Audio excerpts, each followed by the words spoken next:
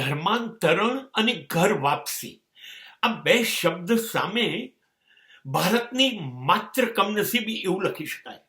મને ખબર નથી પડતી જુદા જુદા ધર્મના વડાઓને, ધર્મના વહીવટકર્તાઓને શું જરૂર છે બીજા ધર્મના લોકોને પોતાના ધર્મમાં લઈ આવવાની. તમારી પાસે શા માટે ઘેટાઓનું ટોળું વધવું જોઈએ? શું જરૂર છે તમારે ખ્રિસ્તીઓમાં હિન્દુઓને રૂપાંતર કરાવવાની, કે હિન્દુઓનું મુસ્લિમોમાં રૂપાંતર કરાવવાની, કે જૈનો એક ફાળકામાંથી બીજા ફાળકામાં?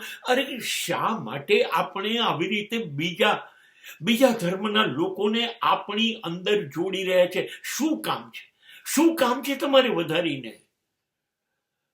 હિન્દુઓમાં આવું નથી.